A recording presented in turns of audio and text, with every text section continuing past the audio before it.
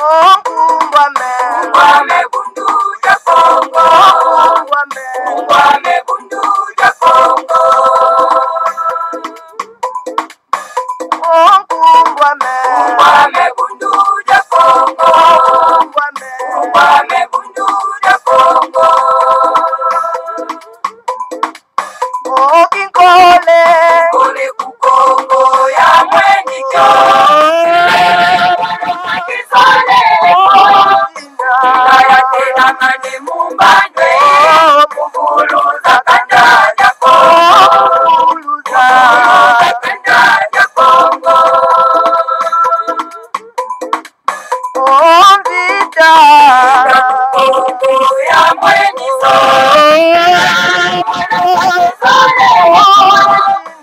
Kaya tena mane mumbandwe. Wana vita kukongo. Wana vita kukongo. Kiaje Ya mwenyiko.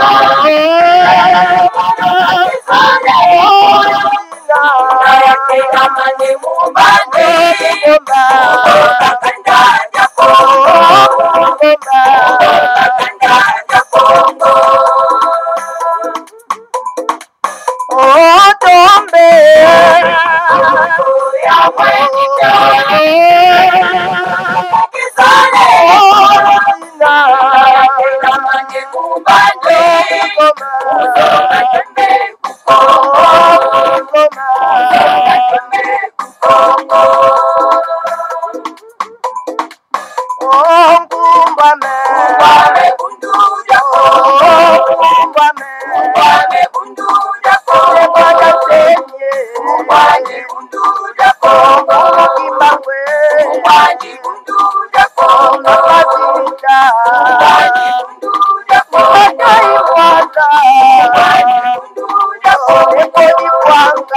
Ungwame bundu ya Kongo. Ungwame bundu ya Kongo.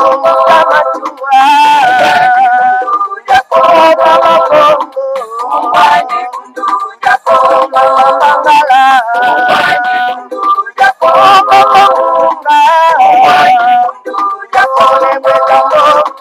Ungwame bundu ya Kongo. Ungwame bundu ya Kongo. Ungwame bundu ya Kongo. Ungwame bundu ya Kongo. Ungwame bundu ya Kongo. Ungwame bundu ya Kongo. Matondo mingi bama batata bandeko balandi ya Congo bololo.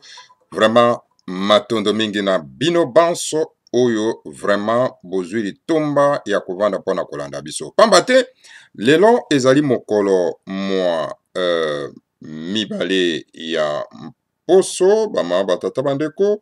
Mokolo mwa mibale ya mposo, mokolo mwa zomi na motoba, sanza ya zomi mobu ya koto mibale na zomi na mwambi. Bongo tokomi solo pena na ngonga libwa na miniti tukumi na libwa. Awa na studio na biso ya engunduka monene ya bakulu tobengi Congo bololo. En tout cas bama batata bandeko tokei solo pena en tout cas na ngomba ya Kaila. Pona ete tokoka solo pena en tout cas ko sopela bino bwana pe mayele bama batata bandeko. Oui, ya solo pena en tout cas topesi bino ba yenge na bino banso, balo sako pe ba mbote na bino banso epai wapi bino bobelemi solo pena na tongo ya lelo. Ezali wa bino mbuta bopele bobala elingi koloba malamu koloba. Alors, toye na tongo ya lelo bama batata bandeko bana lisanga antimanti. Pona ete tokoka kopesa bino solo penda réaction ya mbuta na biso mbuta tumwa mase kuna na mboka ya Martinique ou azali solo pena moko ya kesa bundu dia Congo oyo vraiment aveaka na toute information oyo ya mabe ba information diffamatoire oyo ba mbwazantatu ba pesaka à l'égard ya le grand maître fondant Semi, à l'égard ya bundu dia Congo, à l'égard ya Bamakesa Mabundu dia Congo Maotatabandoko. C'est un grand veillé silencieux vraiment kuna na Martinique oyo soropenda areagisaka coup sur coup. Pamba te na mobeko ya tata Nzambe elobi na biso oyo akoboma na mopanga esengelaka mpe kokufa na mopanga. Qui tue le paix doit nécessairement périr que par le paix. Et c'est pour cette raison notre frère Mbuta Toumamase, en tout cas, il ne tarde pas à réagir s'il s'agit, n'est-ce pas, d'une information diffamatoire contre, n'est-ce pas, le grand maître Fumanda Nsemi, contre les Makesa Mabundu dia Congo, contre, n'est-ce pas, tous les adeptes de Bundu dia Congo. Voilà, les lots, y pote kokasoro en tout cas, ko relie bino son message, sa réaction vis-à-vis, n'est-ce pas, il y a un boisa tatu moko na Belgique, hein, en tout cas, kombo na ye toko pesa bino yango bama batata bandeko. Alors donc boko akoyeba ye kombo na ye Bamba Lelo alias Jean Bernard. Tala vraiment boisa tatu tala lati kombo ngwa bapaya mibale mobimba Jean et Bernard. Alobi aye tellement kaza gourmand azuka bakombo yango mibale mobimba alati bomo moto ya ndenge oyo makambo nini ya malonga akoki kolobela bino bama batata bano nakotanga selama kombo na ye omoni que c'est vraiment un pur ignorant, un pur mbwaza tatu, un pur rigolo bama batata bano bana isanga ntima. Donc les nègres de la maison Yewan, Monsieur Bamba Lelo alias Jean Bernard. Voilà maman batata bandeko yende toye poto kwa koyanolae à travers en tout cas la réaction de notre frère Touma Massi. Voilà maman batata bandeko bana lisanga antimatique onde toko tomemeli bino na tongo lelo. Avant tokenda kuna tokopesa bino kaka mwa information muke et pas wapi ba oyo babengi ba politiciens et que nous appelons les politicailleurs. Bango bakendaki soro pena en tout cas na mboka ya Katanga na Lubumbashi en particulier po ete bakenda kosala ba manifestation na bango kuna. Et voilà, ba manifestation na bango est tourné en vinaigre et pas pe ba batata bandeko les éléments terroristes à Hippolyte Kanambe déguisés en uniforme, il y a la police nationale du Congo. Alors bakendaki ko séquestrer bango ba batata bandeko. Donc ezalaki opesi mbwa boy kuna ba batata bandeko. Alors voilà, pourquoi? Parce qu'ils se proclament les opposants. Et pourtant, dans un pays occupé, colonisé par le petit nègre, les macaques, les mikombo sont égarés, hein, donc, na ba mboka zinga zinga na biso, na Uganda, na Rwanda, na Burundi, na Tanzanie, donc, les tuti Rwandais, Ougandais, Tanzaniens et Burundais, baeko vendre la biso na mutu mboka, alors, bolobike, binobo comme opposant la bango. Non. Dans un pays occupé, on n'est pas opposant, on devient résistant. On résiste. Et quand un résistant parle, il a un langage d'un résistant. Il n'a pas un langage d'un politicien, mais il a un langage d'un résistant. C'est-à-dire, il frappe fort pour nous démolir ba occupant ou ba occupé bino ama tatabano. Voilà, Kuna est tourné en vinaigre.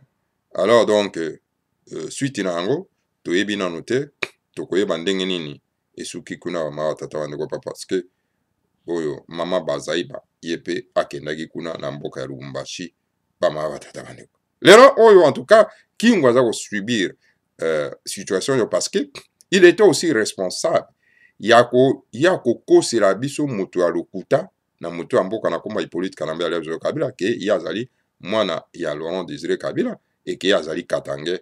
Et voilà. Lokuta, bakaresaka lokuta te. Ils ont tourné en vinaigre contre Yemoko Mabatata Bandeko. Voilà, Mabatata Bandeko, information. Tokoyuko pe Sabino Yangwa. Deuxième information, Toko pe Sabino Mabatata Bandeko. Après un grand silence, il y a le grand maître Fumanda Nsemi.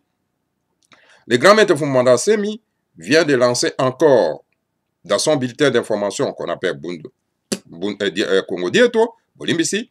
Donc, Aoti Soropenda, ko s'adresser na monsieur Minaku, alias Aubin. Alias Aubin, hein? Donc, les gens qui aiment toujours porter les noms étrangers. Donc, voilà le grand maître Fumanda Nsemi s'adresser na ye. Alors Congo dieto wana tokotanga yango bamama batata ndeko bolimbisi mokolo mwa minei to mokolo mwa mitano bamama batata bandeko compte tenu na spa ya baoccupation oyo toza nango. Alors tokotanga yango mpe tokoanalyse yango bamama batata bandeko. Alors sikoyo tokotala epai wapi moto babengi Bamba Lelo alias Jean Bernard, donc un agent des néocolonialistes, un agent, il y a ANER, organisation terroriste, il y a Kalunda Motov alias Kalev. Alors donc, et par rapport, il y a comment qui information pour nous qualifier biso bateau haut aux ako pèse information à les grands maîtres commandants semi de qualifier biso de cupide, de stupide, de naïf, etc.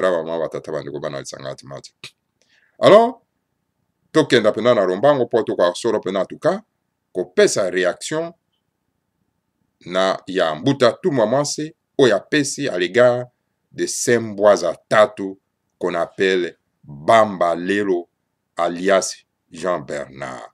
Voilà, il dit que c'est un politologue, mais vraiment c'est na mutu etondi kaka ban toufi. Voilà la réaction de Toumamase. Mbouazan Tatu, nommé Jean Bernard Bamba Lelo, donc Bamba Lelo alias Jean Bernard, se présente comme un docteur en sciences politiques de l'UCL, analyste des questions politiques du Congo, a écrit encore une fois de fausses informations où il déclara que Mfumu Mwanda Nsemi a été assassiné au Rwanda, tué, découpé et dépiécé. Je dirais plutôt un docteur en sciences des mensonges, et de la désinformation. Donc voilà, Mbouazan Tatu on a combat Bamba Lelo alias Bernard, Jean Bernard. Aye a lobby qui azali docteur en sciences politiques, azali analyste na question ya Congo, a commis donc encore une fois le plus sango ya lokuta. Et pas wapi azako déclaré que Mfumu Mwanda Nsemi baboma ye na Rwanda, bazwaki ye na Rwanda, babomi na Rwanda, bakupi na petit morceau na Rwanda. Alors tala encore bama tata bandeko, mais c'est docteur oyo soit docteur ya science ya ma lokuta aye se kopesa ba sango ya lokuta bama tata bandeko. Dans un média populaire de la RDC, Nafouenge Jean-Bernard Bamba Lelo avait écrit une publication intitulée du 12 octobre 2018. Toute la vérité sur l'exécution de Mwanda Nsemi. Alors toujours moto oyo, babengi Bamba Lelo. Je ne lui fais pas la publicité. Et c'est un moto soka zana ba déchet na mutu, et c'est un to akobimisa na pasa na Congo bololo poto mais c'est Congo bololo ama tatabandeko. Donc toujours mais c'est Congo bololo à travers écrit Makomia Toumamase. Et voilà, c'est Mbouazan Tatu, hein, c'est un agent, il y a organisation terroriste qu'on appelle la ANER, il y a Kalunda Motov. Donc, à Komaka, l'Issoussou en tout cas, à Pibliaka, l'Issoussou, hein, ma commune dans le 12 octobre 2018, et par Palobi, Ayaki Kolakisa, vérité, bosembo, sur liwa ya Mfumu Mwanda Nsemi. Donc, kaka mutu wana ba mama tata bande ko bana isanga antimati. Alors, Congo indépendant a comme devise la vérité est dans la thèse et l'antithèse. Je vous propose l'antithèse de Toumamase face aux déclarations mensongères de Nafouenge Jean-Bernard Bamba Lelo. Alors donc, Lelo Oyo, na lingina proposé bino, vraiment beaucoup à kotala sur l'antithèse ya Fumu et en Toumamase face na déclaration à l'Okuta, il y a Mbouazan Tatu Oyo, Nafouenge Oyo, na kombo ya Bamba Lelo, alias Jean-Bernard. Que les dirigeants du Congo indépendant publient la réponse de Toumamase pour télé. Et voilà, Toumamase a publié Sikoyo, donc, na Congo indépendant, donc, réponse, il y a Toumamase à l'égard, il y a Moto. Je répondrai point par point à toutes les faussetés de Mbouazan Tatou, Jean-Bernard Bamba Lero, pour vous démontrer que ce monsieur est un faussaire de l'information dont la mission première est de vous tromper. Alors, nako yanola solo en tout cas, point par point, na Mbouazan Tatou oyo, mwana mosala, agent, ya organisation terroriste à Kalunda Motov, na kombo ya Bemba Lelo, hein, donc, na démontré bino, donc, que moto oyo Bamba Lelo a pesi ba information à l'Okuta, alors donc, azali moto à l'Okuta, aye encore une fois de plus pour na kokosa bato bama batata bando. Qui suis-je? Ngai nazanan. Donc, tout maman c'est Azako se présente. Je me présente, tout maman c'est disciple de Fumumanda Nsemi en mission dans les Amériques, étant les chargés des bulletins d'information de Bundu Dia Congo et Bundu Dia Mayala. Je suis aussi le président du comité des sages des Amériques, membre de l'Usanga Dia Bundu Dia Congo et chef du Zikwa dénommé Madinina Bundu Dia Congo. Donc voilà, ngai nazali kombo na ngai Tumamase, nazali moko ya molandi ya Fumumanda Nsemi, ou azali solo penda kuna na mboka ya Amérique, hein, ou azali chargé na bulletin ya information ya Bundu Dia Congo, de Bundu Dia Mayala, nazali président ya comité des sages ya Amérique, membre ya Lusanga ya Bundu Dia Congo, pe nazali mokonzi ya Zikwa ya Madinina Bundu Dia Congo. En tant que chargé des bulletins d'information de BDK, YBDM, je reçois les Congo Dieto écrits par Fumumanda Nsemi et aussi ses points de presse et les mettre en ligne sur Internet pour le bonheur de tous. On peut dire que je suis le plus informé car je vous transmets les informations les plus fiables. Nazali chargé à bulletin d'information à BDK et BDM. Nazwaka ba Congo Dieto oyo komami na le grand maître Fumumanda Nsemi oyo epai wapi en tout cas. Nazwaka pe ba point de presse oyo natia kango vraiment en ligne na ba internet na bonheur ya moto nyonso tu. Alors nakoki koloba ete nazali moko oyo ya solo penda nazali komemela bino ba information oyo ya solo oyo ya lokuta te. Mbouazan Tatou Jean-Bernard Bamba Lelo dit ceci. Alors monsieur Mbouazan Tatou oyo mwana mosalo agent ya organisation terroriste ya Kalunda Moto qu'on appelle ANER na kombo ya Bamba Lelo alobi boy. Bolana, bien, makambo, yé alobi. Alobi, il est à remarquer que, depuis lors, plusieurs cassettes vidéo reprenant les anciennes prestations de Nemanda Nsemi ont été distribuées à titre honoré dans plusieurs réseaux sociaux animés par certains compatriotes cupides et avides du gain facile annonçant avec un face protocolaire unique en son genre le retour de l'enfant prodige parmi nous. Voilà. Moto yo babengi solo penda Bamba Lelo, hein, Mbouazan Tatou, agent ya néocolonialiste, alobi boy, alobi otali ke longwa kala ba cassette ebele ya vidéo oyo baza kozwa yango, hein, baza kotia yango na kati ya ba internet pona kolakisa ete ezali ya Fumumanda Nsemi. Alors donc ezozalaka animé na réseaux sociaux animé par certains compatriotes oyo bazali ba cupide, donc aza koloba biso, hein, biso bato toza ko animé, hein, na Congo bololo toza ba cupide, toza ba vide, toza na ba gain facile oyo pas puis toza ko annoncer d'une manière de face protocolaire unique à son genre le retour il y a les grands maîtres Fumumanda Nsemi. Voilà, il nous insulte de cette manière. Et pourtant, il n'a pas l'information sur Fumumanda Nsemi. Ah bon, Omoni, Azali Naye tout simplement un agent, il y a une organisation terroriste. Azali Naye tout simplement un agent, il y a néocolonialiste. C'est monsieur-là Bamba. Omoni, ba nègre, balinga ko se comporter toujours en ridicule.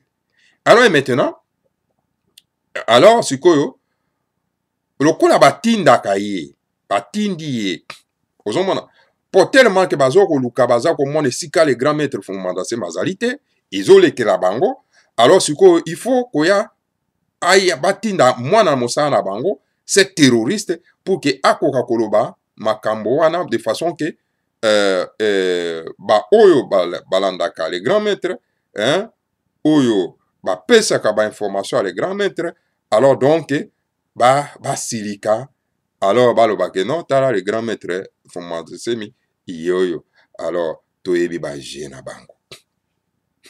D'ailleurs, certains animateurs et pasteurs de circonstances ont été lancés promptement sur le marché dans le but unique de débiter de fausses informations présentant des soi-disant signes de vie de l'homme que le pouvoir de Kinshasa avait déjà fait disparaître avec cynisme pour ainsi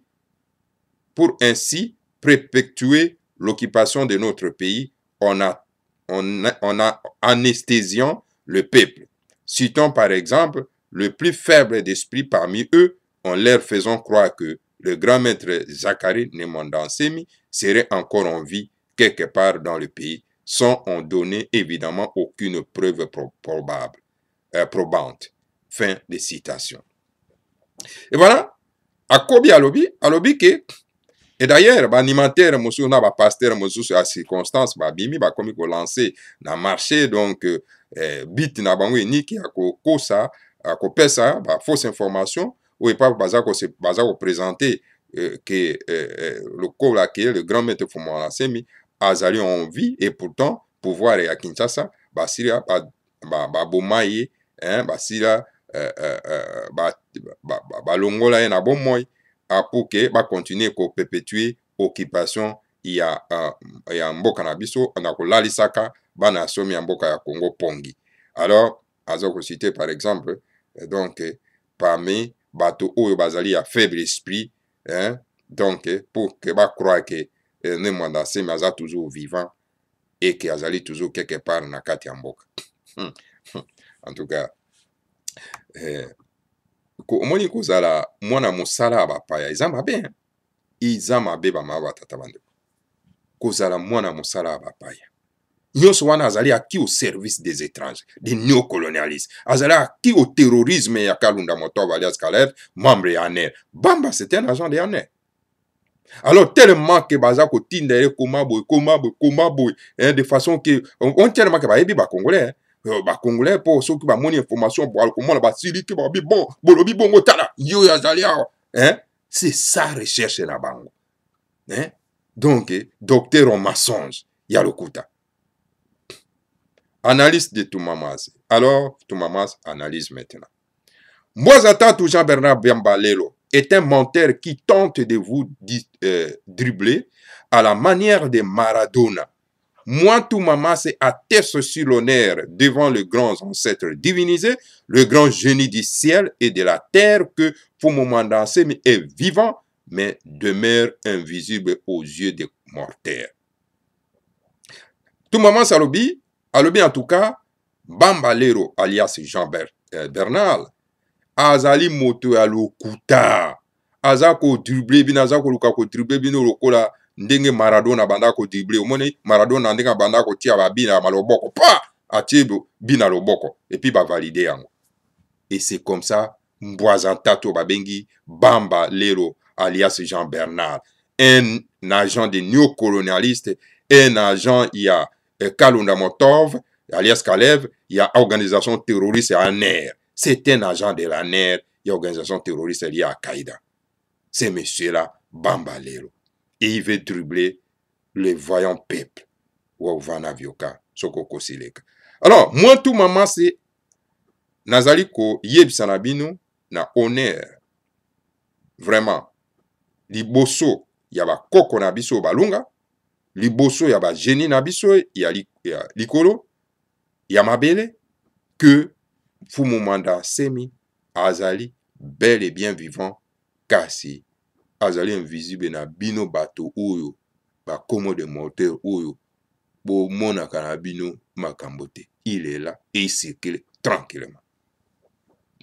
Concernant les vidéos que j'ai mis en ligne en Fumumanda Semi, s'adressait aux adeptes de Bundu dia Congo et à la nation Bena Congo Nimi, elles ne sont pas des anciennes vidéos. Ba vidéo yon surtout o natiaka na nini na ligne ezali ba vidéo ya kalaté. C'est la vidéo de Fumuma Dansemi après son évasion mystique et miraculeuse de la prison de Makala. Donc, c'est la vidéo oyo totiaka ou epai wapi depuis le grand maître Fumuma Dansemi abimaki na prison ya Makala. Après l'évasion mystique de Fumuma Dansemi, une fausse rumeur disait qu'il avait été assassiné. En effet, le 17 mai 2017, un commando militaire dont la mission première était venu assassiner Fumuma Dansemi échoua dans sa tentative d'assassinat. Fumuma Dansemi sortit sain et sauf et emmenant avec lui des prisonniers de la prison de Makala. Voilà. Nasima yako bima ya Fumuma Dansemi na ma prison à Makala. Alors, bah, fausse rumeur. Et ben là, il faut circuler que non, Fumuma Dansemi babomaye. Babomakiye na prison à Makala. Alors, donc, et à partir du 17 mai 2017, et pas wapi, babomaki na Makala, à partir du 17 mai 2017, et pas wapi, commando militaire moko, un terroriste moko, et police Kanambe, et pas wapi, ayaki na mission na ezalaki pona ko assassiner Fumuma Dansemi, mais pas wapi, mission na ye échouaka akokaka kosala yango te bama batata bandeko Fumuma Dansemi abimaka bel et bien vivant. Alors donc nasima na ye plusieurs prisonniers au bazaki na kati ya Makala. Selon une source du centre pénitentiaire de Kinshasa, l'opération débute vers 3h40 lorsqu'un groupe composé d'hommes et de femmes, ruban rouge sur la tête et autour des bras, pour certains armés de Kalachnikov, parvient à entrer dans la maison d'arrêt après avoir maîtrisé les gardiens. Une fois à l'intérieur, il tue à la machette des geôliers entre les bâtiments administratifs de la prison et le pavillon 9 où sont détenues des femmes. Celles-ci sont sommées de quitter leur cellule. Selon ma source, Oyo, Ezraki Nakati a prison à Kinshasa, opération ebandaki na 3h40 du matin. Et puis, groupe yaba mibali na basi, balataki ba ruban rouge, ya motane. Et puis, en tout cas, na maboko na bango, balataki pe ba ruban wana, ba kiteni wana, ya elamba ya motane. Ba mosusu bazalaki armé na ba mindoki, ba pavenaki kokota na kati ya prison à Makala, et puis ba maîtrisaki ba gardien. Alors, une fois ba koti na kati, ba bomi bolimbi se ba ma tata bandeko. Ba bomi bato na machette, ba bomi ba gardien na machette, ba koti na kati ya bâtiment administratif, il y a pavillon 9. Alors donc ba bimisi ba détenu ba basi. Alors donc ba lobi na basi ba prisonnier nyonso wana bako akobima. Voilà ndenge opération esalemaki ba ma batata bandeko. L'utilisation des machettes sont des coutumes venues du Rwanda. Donc, ces commandos étaient composés de mercenaires rwandais déguisés en adeptes de Bundu dia Congo, bandeau rouge sur le front, dont la mission première était d'enlever Fumuma Dansemi et de les tuer. Malheureusement, cela échoua. Utilisation ya ba machette ko kata bato, kata. Ezali coutume ya bokoko ya ba Rwandais. Donc, ba terroriste wana oyo ba utaki na mboka ya Rwanda, ba lataki kiteni ya motane na mutu, ba se déguiser lokola ba membre ya ba adepte ya Bundu dia Congo. Alors, donc, ba yaki na mission na bango yaki pona ete ba kwa enlever Fumuma Dansemi po ba kwa kobomaye. Malheureusement, mission na bango échouaki. Depuis ce jour, Fumuma Dansemi est introuvable. Une campagne de désinformation a été diffusée pour dire que Fumuma Dansemi est mort. Alors, à partir de Wana, ba information ya lokuta et komi kobima que non, fumu mandasemi azali introuvable, donc basi babomai. Malheureusement pour tous les Mbwazantatu, au service de Hippolyte Kanambe, Fumu Mandansemi avait envoyé à Toumamase une vidéo publiée le 26 juin 2017. C'est Toumamase qui a diffusé cette vidéo où Fumu Mandansemi s'adresse aux Congolais et aux Rwandais. Alors, naba information à l'écouter les cas qui ont a que non Fumu Mandansemi azali vivante. Alors, Nasima il y a Mamikolo. Alors donc voilà. Mbwazantatu ya Hippolyte Kanambe, donc diffuser fausse information wana batatabandeko. Alors voilà, pour mon Mandansemi atinda qui sera en tout cas vidéo et pas à tout maman c'est et pas à publier qui le 26 juin 2017 et si quand tout maman c'est à diffuser qui en gros vidéo wana et pas puis pour mon Mandansemi abana qui s'adresser na peuple congolais pe na Rwandais. Je vous laisse juger vous-même le propos de Fumu Mandansemi car, je le répète 3 fois que cette vidéo me fit adresser le 26 juin 2017. L'évasion mystique et miraculeuse de Fumu Mandansemi est marquée plutôt dans l'histoire de ces grands Gouza de Manyanda le 17 mai 2017.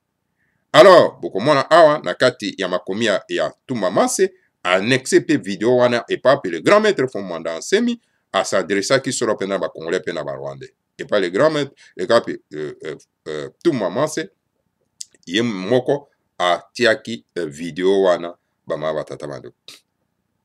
Ma question est la suivante.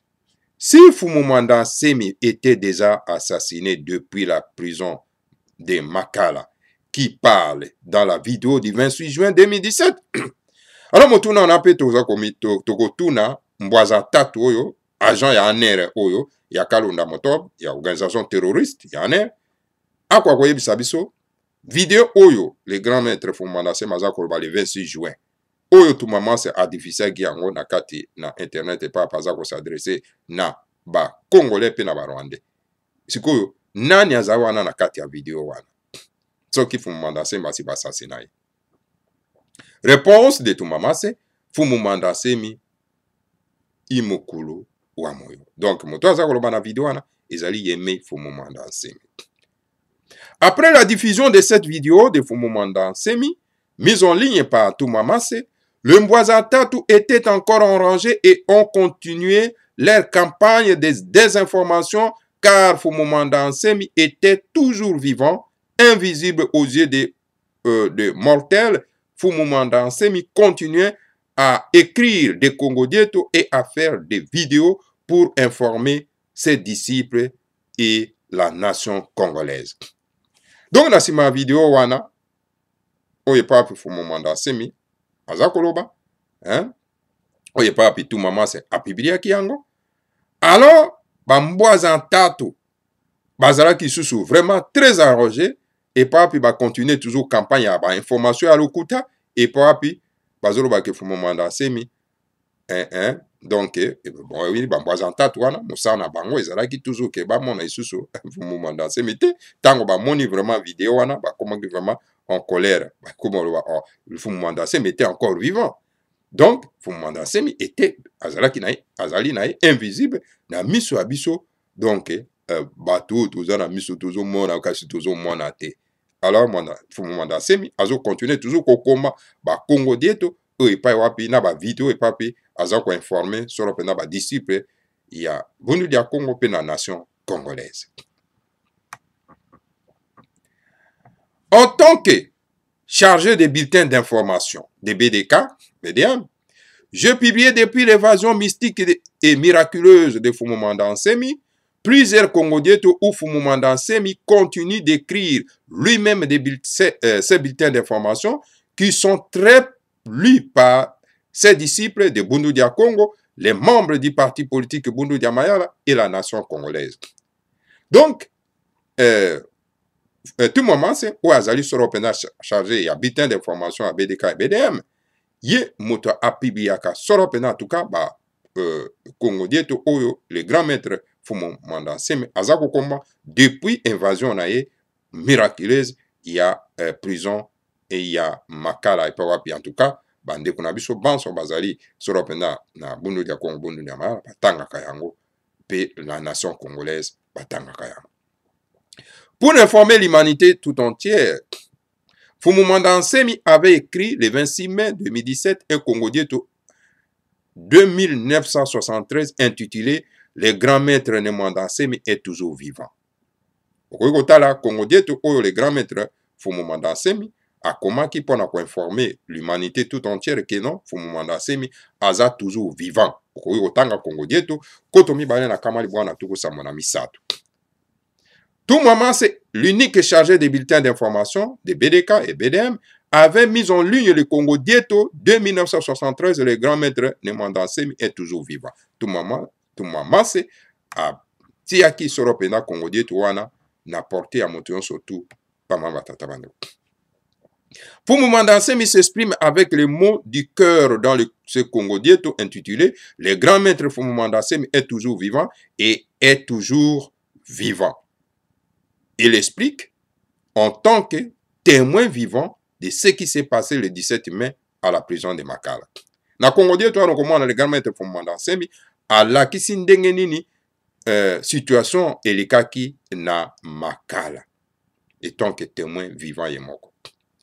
En matière de preuves, vous avez une vidéo datant du 26 juin 2017 et un Congo Dieto datant du 26 mai 2017, quelques jours après l'évasion miraculeuse de Fumumanda Nsemi de la prison de Makala. Au vraiment na to l'aksabino ba préveillons surtout au moins une vidéo où ils allaient dater le 26 juin 2017. Puis na Congo Dieto, il y a le 26 mai 2017. Au komona wapi le grand maître Fumumanda Nsemi azali koloba likambo oyo itali kobima na ye na kati na prison à Makala. Mbwazatatu Jean-Bernard Bamba Lelo est un PV Asumuka, un esprit de ténèbres, un esprit de mensonge qui dit ceci. Alors, beaucoup vous voyez très bien que Moto Babengi Bamba Lelo alias Jean-Bernard azali donc PV Asumuka, hein? Mwana ya Satana, mwana ya Siona. Ou yazali solo pendant en tout cas moto na musara ya milili parce que c'est un agent terroriste. Alors biboy. Alors agent terroriste wana ya aner qu'on appelle Bamba Lelo alias Jean Bernard. Alors bi assassiné oui jusqu'à preuve du contraire. Nemwanda Nsemi a la belle et bien été au Rwanda sans doute. De Kinshasa jusqu'au Rwanda. Ce fit là le dernier chemin de croix de notre combattant de liberté depuis la nationale de la ville de Kinshasa, l'homme de culture dit parler vrai. Voilà. Donc, Mbwaza Tatouana, Ndenga Zali Koloba. Alors, oh non, écoutez, oui, jusqu'à l'épreuve du contraire, Fumumanda Nsemi a été bel et bien assassiné dans Rwanda. Hein, et pas même qui est dans Rwanda. En tout cas, il faut être vraiment. Donc, docteur, mais aza idiot. Aza idiot vraiment. Tout moment se répond en Mbwazanta tout Jean-Bernard Bamba Lelo. Où sont vos preuves na Fwenge de l'assassinat de Fumumanda Nsemi? La kisa biso preuve na yo oza koloba ke Fumumanda Nsemi ba assassinat ye, ba depiesa ye, ba kata ye mike kuna na Rwanda, kena kozwa biso ata misuni oyo ba kata o la kisa biso yango, wapi ba preuve na yo, mwana mosala ba neo-colonialiste, mwana ya mosala ya Kalunda Motov, mwana ya agent terroriste ya ANER. Agent ya ANER. Il écrit des mensonges. Là, ça biso preuve parce que tout moment c'est Awazako là que ça preuve. Tout moment c'est en train de montrer ses preuves de signes de vie de Fumumanda Nsemi. Et toi, le terroriste allié à Qaïda. La sagesse Congo répond ici en Mbwazata toujours Bernard Bamba Lelo. Zonzi Kadianga Ngulu Yakutu di Mosiko. Le juge ne mange pas un cochon à une oreille. Donc, Mokati Makambo, Aliaka, Nito Yanguru Mokote. Mais aussi ceci. Voivuna, Vioka, Kadiluvunu Kasitako. Les matières finissent toujours par être dénoncées. Alors, motona lokuta, alors il faut qu'on y a dénoncer na miso abato. Pour ceux qui ayo kakaso na yo kwa. Mais yembuta mbwaza tatu oyo na kombo ya Bamba Lelo akoyoka sonité parce que c'était un agent terroriste. C'était membre de l'organisation terroriste ANR. Akoyoka sonité. Bama watata bandeko. Parce que bazo tinda ye mwana mosala azo bika azo lia kaka na mosala wana o bazo tinda ye. Tout maman c'est le grand accusateur qui dénonce les activités de Mwazatatu Jean-Bernard Bamba Lelo et lui dit ceci. Alors tout maman c'est azali mutu ayaka ko dénoncer l'activité ya bana satana ya Mwazatatu. Hein? Bana misala. Bama watata bandeko. Na kombo ya Jean-Bernard Lelo. Donc, alo biboye. Tout maman sa biboye. Koka kokele. Yaki pumbulue. Mambo kanata. Descends dans le trou. Oh, monsieur le voyou Bamba Lelo. Bamba Lelo. Descends dans les trous. Les transgresseurs de la loi. Kita. Mobuki mobeko. Ya. Mobuki mobeko. Bama watata bandeko. Isengi ko kitisa na libulu. Bamba Lelo esengela kita na libulu. Fumumanda Semi a encore fait de points de presse pour encore informer son peuple Bena Congo. Nimi pourtant, les Mwazatatu tels que Jean-Bernard Bamba Lelo ont déclaré sur les médias que Fumumanda Semi est mort. Alors Fumumanda Semi a sali sur ce point de presse. Et par en tout cas, ça a informé Bena Congo Nimi était Yewana Azako s'annoncer donc que Azali bel et bien vivant. Et pourtant, Mwazatatu tel que Jean-Bernard Lelo, alors, il y a eu déclaré dans les médias que Fumumanda Semi a koufa. Bongo muto azako loba na vidéo ezali nani. Tala. Aloba sa docteur bama tata bandeko. Docteur alokuta. On ne peut que manipuler les imbéciles, dit la sagesse Congo. Bako sakakaka ba bizengi. Ba bololé. Le 12 juillet 2017, Fumumanda Semi a transmis à son chargé de ses bulletins d'information une vidéo intitulée Fumumanda Semi parle du soulèvement populaire congolais du 7 août 2017. Alors, Bamba Lelo, toujours là qui sa Bamba Lelo ndenga zali mwana mosala ba néocolonialiste. Fumumanda Semi ala kisaki bulletin, a pesaki vidéo et pa wapi azo senga na ba congolais ba koka ko se soulever le 7 août 2017. Voilà. Tout maman c'est azako répondre preuve par preuve. Nafouengi Jean-Bernard Bamba Lelo nous dira encore que cette vidéo est une ancienne vidéo. Tout maman c'est lui répondra ceci. Apportez donc la preuve de vos dires. Ingeta ibobo ibobo. Siko kolobana tango le grand maître Fumumanda Semi azo senga na ba congolais ba se soulever. Siko yo koloba toujours que non vidéo wana ezali toujours yakala. Alors la kisabiso ba preuve na yo yozana ango et que Fumumanda Semi azana bo moite. Ozo mona penda donc yo nègre ba utiliser koti na héros ya verso comme ça. Yo Bamba Lelo. On lui pose à docteur mensonge, oui. Docteur en terrorisme, oui. Mais c'est Bamba. Oh là là, malheur au sale nègre comme ça, comme Bamba Lelo. Fumumanda Semi, qui est encore vivant, adresse à son vaillant Kessa Muzira Congo, Toumamase, une autre vidéo datant du 1er août 2017 intitulée Eyoma Monene na Congo le 7 août.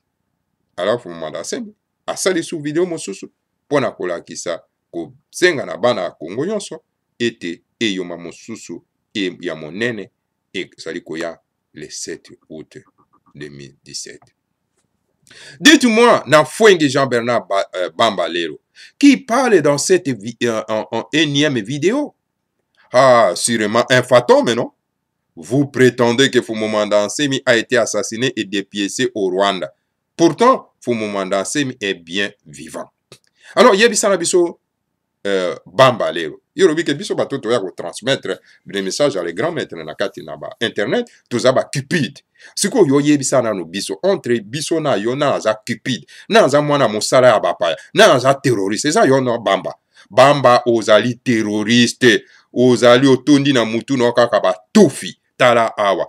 Alors le grand visionnaire donc tout maman c'est atuni alobi yo lakisa biso sikoyo video oyo et puis le grand maître Fumanda Sema Koloba. Yo yebisa biso soki ezali video ya kara. Yo epa wapi yo zako se prétendre que non, Fumanda Sema si baboma ya vivante. Non, Fumanda Sema est bel et bien vivant. Très petit, Fumanda Semi, qui est vivant, a envoyé à tout maman une autre vidéo datant du 14 août 2017, intitulée Deuxième Yoma Monene na Kinshasa. Alors, très têtu, le grand maître Fumanda Semi a tenu le sous tout maman c'est vidéo mon sous ou pas après Azali Koloba deuxième et Yoma Monene na Kinshasa. Na Fwengi Jean-Bernard Bamba Lelo devrait avoir honte de mentir continuellement. Sengeli Bamba Lelo a kokakoyo ka soni soko zana mwasi fa kimayo. Hein? Yo pe mwasi ya Bamba Lelo kima mobali oyo. Oyo aza mobali oyo aza lié ya kaida ndoki. Azana misala mabe ti ya kolia yo parce que azali agent ya ner ya kaluna motov, c'est-à-dire bato ya misala mabe ya ba terroriste kima yi. Bamba Lelo c'est un agent néocolonialiste. Poazo tambwa na lokuta ndenge pa kosa kona ndako. Il dirait que c'est une ancienne vidéo. Tout maman lui a répondu et répondra ceci.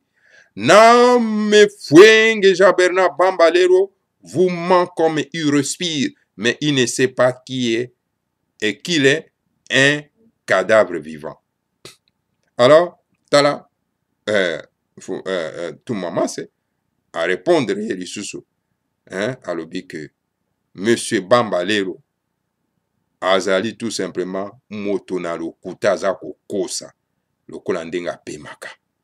Alors donc akwa koyeba ete azali un cadavre oyo eza kotambola. Aza mutu akokufa deja mais aza kotambola tika kaka koya. Fumanda Semi qui est bien vivant envoie à tout moment c'est une vidéo datant du 28 août 2017 intitulée Appel de Fumanda Semi au peuple congolais pour les préparatifs du troisième Yoma. Alors donc voilà, Fumanda Semi a recevoir encore vidéo et il y a le grand maître Fumanda Semi le 28 août 2017 et par après le grand maître Fumanda Semi azako benga pona ete to bongama pona Eyoma mususu. En vue des préparatifs du troisième Yoma, Fumanda Semi, le chef saint de l'Afrique centrale, s'adresse au peuple congolais pour chasser définitivement Hippolyte Kanambe Kabila et tous les Rwandais et les traîtres congolais. Donc voilà, dans la vidéo, il y a troisième Yoma et pas wapi, en tout cas, Fumanda Semi, azako s'adresser na peuple congolais pour na été bakwa ko telema pour na ko bengana définitivement Hippolyte Kanambe Kabila et puis na ba Rwandais nyonso to baza na kati ya mboka na ba traite congolais oyo baza ko soutenir ba occupation donc la colonisation ya mboka na biso. L'ONU et tous les pays occidentaux doivent écouter attentivement les grands maîtres de la sagesse Congo Boutelek. Donc ONU, l'Organisation des Nations Unies, Naba Mindele, et Sengele Bakwakuyoka, attentivement les grands maîtres Fumanda Semi.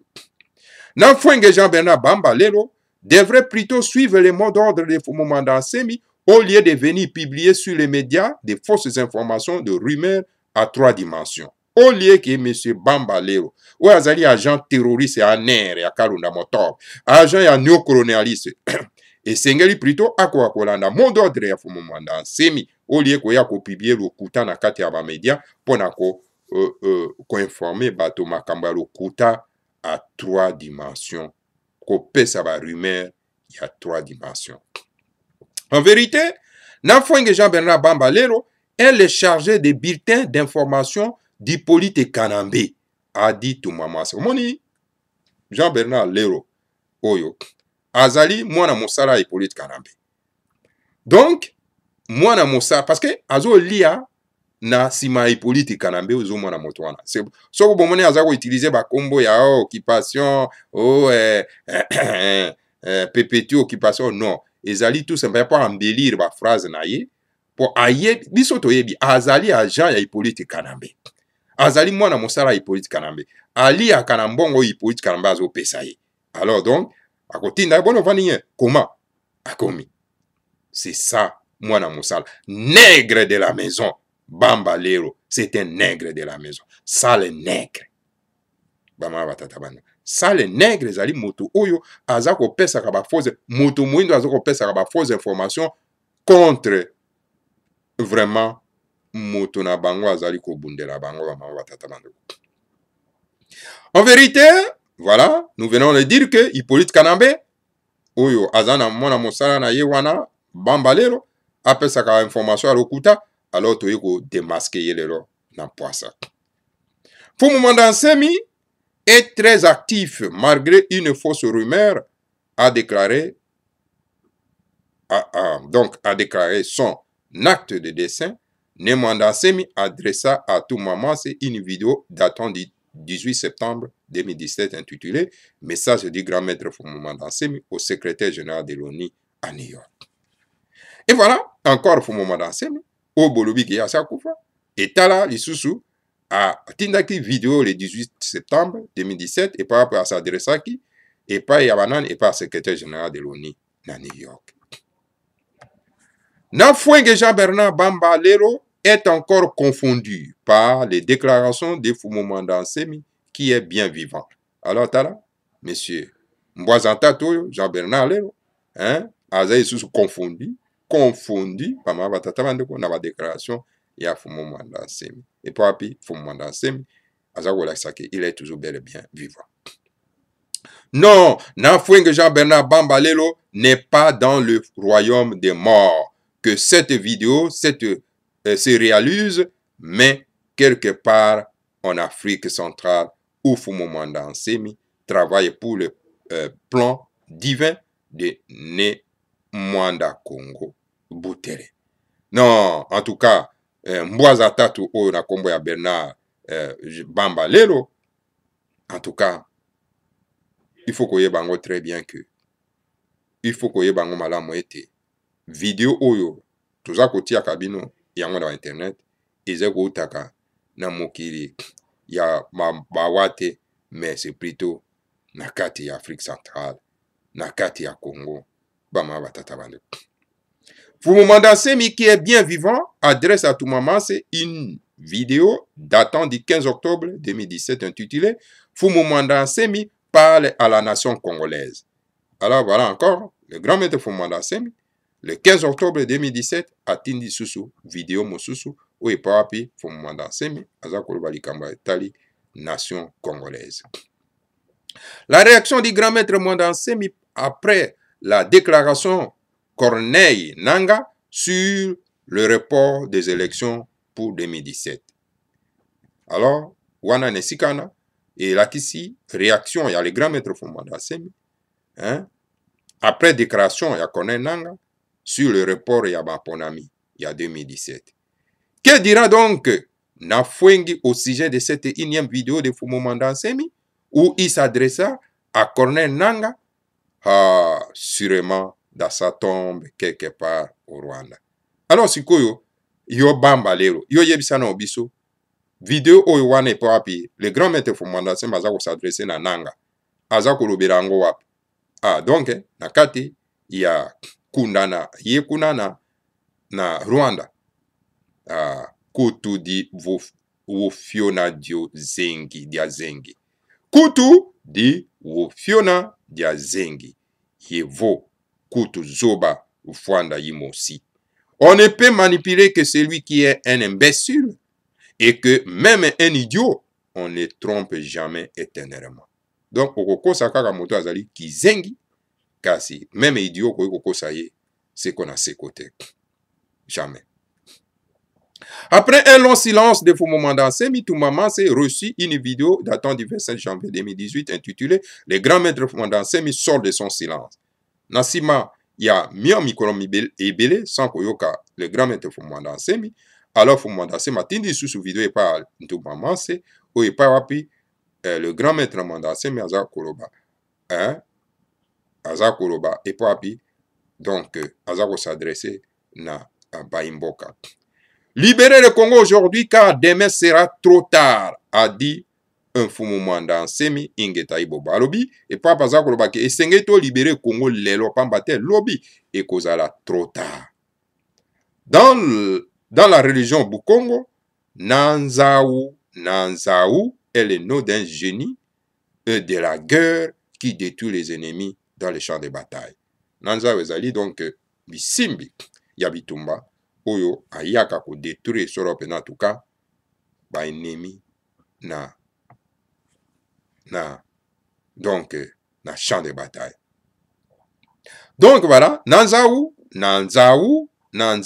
wiza wadiaktikisa mitatu mieto miamio mu yinza dieto dia Congo dia kati ingeta ibobo.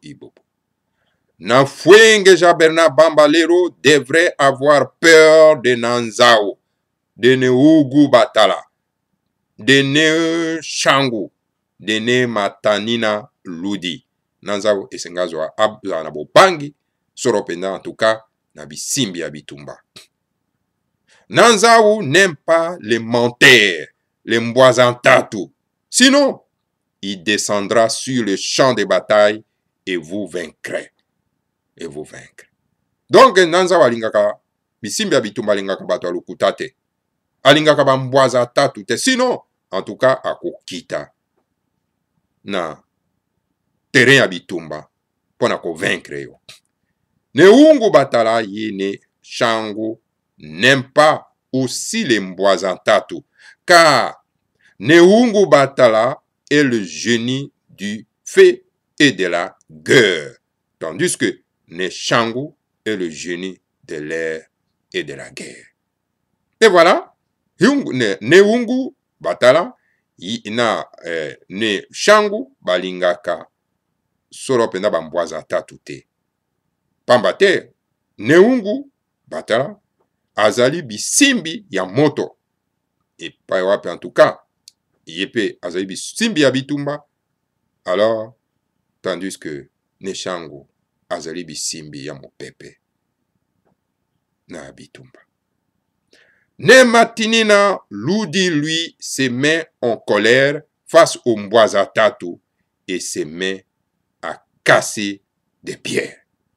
Seigneur kwa koye bangwe très bien que Ne Matanina Ludi en tout cas ya kotaka na kanda et pas ya bambwazantatu et puis akotaka na esika oyo ya kobuka nyonso tu oyo eza na nzela bama batata bandeko na mabanga. Voilà bama batata bandeko bana disanga stimati. Après un long silence de Fumanda Nsemi, Ntumba s'est reçu de lui le 30 juin 2018 une vidéo de Fumanda Nsemi intitulée Fumanda Nsemi donne conseil à Jean-Pierre Bemba pour son retour en RDC et parle des élections. Alors, Nasima ya mwa kimia muke ya Fumanda Nsemi, Ntumba s'est à recevoir encore le 30 juillet 2018 vidéo et pas wabi Fumanda Nsemi azali sur pendant qu'on s'adressait nanani na Monsieur Bemba Gombo pour na bozongi na ye na Congo. Ntumba se pose cette question à Nafuange. Comme vous dites, ce sont des anciennes vidéos que nous publions au nom de Fumanda Nsemi. Pourquoi parle-t-il donc de la future libération de Jean-Pierre Bemba? Tiens, votre Nemanda Nsemi, mort et ressuscité. Alors, sikoyo, Ntumba se azako tuna mutuna epa ya mbwazantatu oyo na kombo ya Bamba lelo.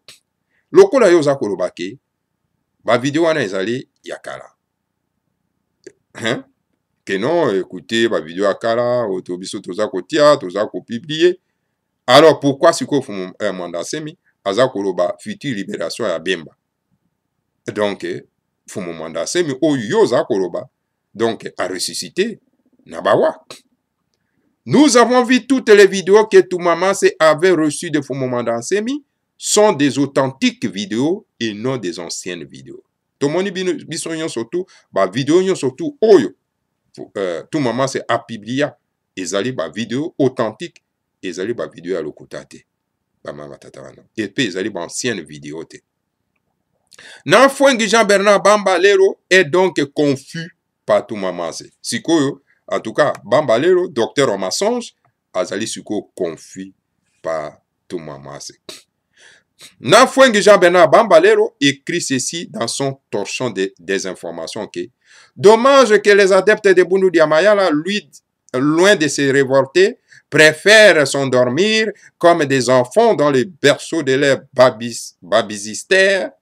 Wamba Diawamba, nommé nouveau chef spirituel sans charisme, successeur du défunt Numanda Nsemi, dont je déplore la brusque disparition alors que est un homme qui laisse derrière lui une œuvre et un destin inachevé. Fin de citation. Et voilà, Moto Babengi Bambalero, azali confus, na Toumamase, na ba preuve oyo auti ko pesa, soro penda na kati ya mokanda. Esengali Bambalero akoka kotanga mokanda oyo, pe akoka koyoka video Kongo bololo ba mama tata bandeko. Tara Bambalero, alias Jean-Bernard, alobi ko dommage, les adeptes Bundu Diamayala, bazako se révolter te, bazako préférer bala rapongi, donc lokola bana mike balali na kati ya berceau, wamba dia wamba, o banomaki nouveau chef spirituel et sans charisme, successeur à défait Mwanda Nsemi, etc. Azako déplorer donc disparition, il y a les grands maîtres font Mwanda Nsemi, mais par rapport à Tiki sont Evenaye, inachevé, etc. Ce sont des mensonges à 3 dimensions de Nanfwengi Bernard Bambalero, car Wamba Diawamba n'est pas le chef spirituel de Bundu Dia Congo, et encore moins le président du parti politique Bundu Dia Mayala. Jusqu'à ce jour, Wamba Diawamba a refusé l'appel de Fumumanda Nsemi. Tana le Kutaya Bambalero. Le Kutanaye. Alors, tout maman salobi, ezali le Kuta à 3 dimensions, ya Bamba Lelo. Et par rapport à que Wamba azali chef spirituel ya Bundu Dia Congo. Ok. Nani Wamba Dia Wamba azali même pas président. Il y a chef spirituel ya Bundu Dia Congo, ni moins président ya parti politique ya Bundu Dia Mayala. Pambate, le grand maître Fumumanda Nsemi a sollicité Kaye, kasi ya refusé Kasaraka, andimaka na ye, appel à le grand maître Fumumanda Nsemi te. Lisez ceci. Nanfwengi Bernard Bambalero ou Fumumanda Nsemi s'adresse au professeur Wamba Diawamba qui n'a jamais répondu à la nomination de Fumumanda Nsemi. Donc, beaucoup mon a été Wamba a répondu qu'à jamais n'appelle ya Fumumanda Nsemi pour être Akwako Simba Mutuya Bundu Diamaya. Ce Congolais est intitulé 3169, intitulé Le grand maître Fumumanda Nsemi s'adresse au professeur Wamba Diawamba, a été écrit le 27 août 2017 car le professeur Wamba Diawamba a refusé de diriger le parti politique Bundu Dia Mayala. Okotanga na Congolais 3169 et par rapport Wamba Diawamba a boyaki soropena en tout cas Kosimba Mutuya Bundu Dia Mayala. Nanfwengi Bernard Bamba vous a inventé une histoire au sujet de Wamba Diawamba qui n'est pas le chef spirituel de BDK et encore moins le président du parti politique Bundu Dia Mayala. Et Sengeli Wamba Diawamba Moto Babengi Bambalero alias Jean-Bernard akwa koyeba ete a inventé ba histoire ya lokuta na likambo etali Wamba Diawamba oye papi azali ata chef spirituel de BDK ni moins président ya parti ya Bundu Dia Mayala. Voilà. Oyebi no information te mozo pesa ba information ya lokuta ezali mawa. Fumumanda Nsemi avait adressé ses Congolais au professeur Wamba Diawamba après son refus de diriger BDM. Alors, comment na Congolais ezali wana? Totangeli bino numéro ezali wana et pas puis le grand maître Fumumanda Nsemi a s'adressé qui sera en tout cas et pas ya professeur Wamba Diawamba et pas puis Wamba Diawamba aboya qui na ko diriger BDM. Nafwengi Jean-Bernard Bamba lelo devrait écouter la déclaration des cadres de Bundu Diamayala au sujet de Wamba Diawamba qui n'a jamais répondu à l'appel de Fumu Mandansemi. Et Sengeli, Monsieur Bamba lelo, hein, Oyazali Soropenda Mbwaza Tatu, puis Soropenda en tout cas, Mwana Mosala Hippolyte Kanambe, Akwa Koyoka déclaration ya ba cadre ya BDM, et puis ba s'adressa qui Soropenda en tout cas, na Wamba Diawamba. Donc, les déclarations de Fwengi, na Fwengi au sujet de Wamba Diawamba sont donc mensongers, je veux dire, a dit tout maman, c'est l'accusateur. Donc, Makambo, Oyo, Bamba wa Bamba, Bamba Lero, alias Jean-Bernard, alobaki na likambo etali Wamba Diawamba, ezali tout simplement lokuta, Makambo ya lokuta. En conclusion, depuis l'évasion mystique miraculeuse de Fumu Mandansemi, du 17 mai 2017, Fumu Mandansemi a réalisé 9 vidéos pour informer la nation congolaise de ne pas participer aux élections présidentielles et de chasser Hippolyte Kanambe. Donc, pour tout conclure, donc Fumu Mandansemi a commis Fumu Mandansemi a réalisé plus de 9 vidéos pour informer la nation congolaise, pour na ete bakoka kokenda na maponami ya lokuta oyo te esenge na nto bengana Hippolyte Kanambe. Fumu Mandansemi a écrit depuis son évasion mystique de la prison de Makala plus de 300 Congo-Dieto, dont le dernier date du 26 juillet 2018, Congo-Dieto 3328 portant plutôt le titre de à la classe politique congolaise à propos des pseudo-élections d'Hippolyte Kanambe. Donc, Kolongwa, le grand maître Fumu Mandansemi Abima en prison, a commis plus de 300 Congo-Dieto. Il y a sous Kezalaki 33-28. Ou pas Paza Koloba, Azako s'adressait à la classe politique congolaise à propos, donc, Iyabama Ponami Alokuta, Oyo Hippolyte Kanambe, a ringi organisé. Fumu Mandansemi demeure silencieux actuellement, mais demeure vivant, a dit Toumamase. Et Sengeli, Mbwaza Tato Babengi Soropena, en tout cas, Bamba Lero, Akwa Koyeba ete Fumu Mandansemi. Azali toujours vivant, Azali silencieux ces derniers temps, mais Azali toujours vivant. Alors voilà, Bama Batata Bandeko, Boko Akotala Binomoko, entre Nefwengi et Toumamase, il a une grande différence. Alors, Boko Akotala, entre Toumamase, na Bamba Lero, ou Azali Motona Lokuta, docteur en mensonge. Donc, différence monnaie ezali. Donc, Nafwengo est chargé des bulletins d'information, des désinformations d'Hippolyte Kanambe, dont la mission est de mentir, salir, répandre des fausses rumeurs sur Fumu Mandansemi, comme par exemple, ne Mandansemi est mort.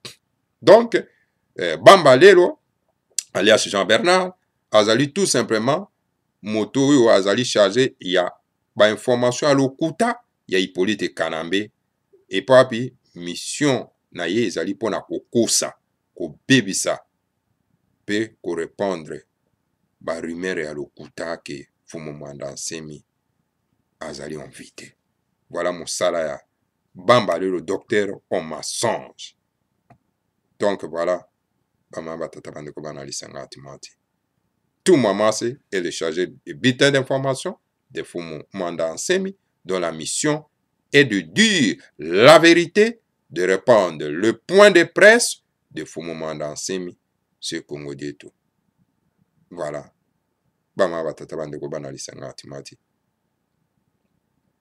Donc, Moussala Oyo, tout moment ça ko sala yangwana, ezali pona ko informer bato koloba vérité, bo sembo bama batata bandeko pe ko adresser na baimboka, ko pesa baimboka, ba Congo-Dieto ezali ko komama na le grand maître Fumu Mandansemi. Mon mot de la fin sera ceci. Pona ko sukisa. Wakaramutu karakosi kukalani dimemeko kabidi kudia kia nafwengi Jean-Bernard Bamba Lero. Si tu veux être un homme, sois comme un lion et non comme une brebis Sinon, tu seras mangé par M. Renard dans Bernard Bamba Lelo. Qui a dit quoi ba visanga kaka mambo qui a mazi mu. Malheur à ceux qui comprennent toujours en retard. Tout maman, c'est chargé de bulletins d'information des BDM. Donc voilà, ceux qui ont la moto et sengeli ozala penda lokola nkosi, kozala lokola memete. Sinon, bakolia yo soro penda na renard. Alors, moni monsieur Bamba, oli azala nkosi, azala moto, azala nkosi, azala kokoma na ebebi mpate, ou azali au service ya police Kanambe, au service ya Kalunda Motob alias Caleb, mwana mosala membre ya Kalunda Motob, donc ya aner, ya néocolonialiste, donc bakolia elobi, bama batata bandeko. Ebele basalaki misala wana, balia bango. Soko olia na diable, esengo na ikanya molaye, soki te, bakolia yo. Bama batata bandeko bana lisanga atimati. Mawakaka na bawe ba comprendre kaka na retard. Donc voilà, c'est tout maman, c'est chargé des bulletins d'information de BDK BDM, président du comité des sages des Amériques. Voilà, bama batata bandeko. Wana de placito suki. Ezaki message oyo. Tout maman, c'est à s'adresser sur le en tout cas na monsieur Bamba Mboisa Tatu. So itozaki na batu andenge boye ata zomi, hein, na kati na Congo. Bama batata bandeko. Mais c'est fini. C'est fini, bama batata bandeko. 10 éléments comme ça.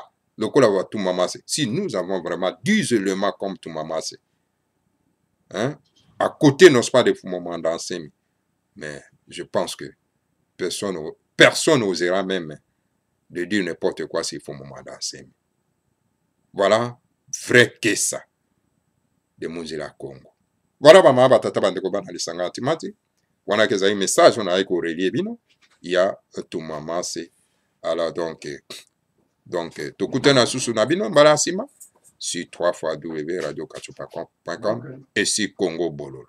Donc voilà, maintenant, mingi na bino banso. Que le Seigneur à Congo vous bénisse tous. Bénisse le moment d'enseignement et bénisse la République fédérale du Congo. Ingeta.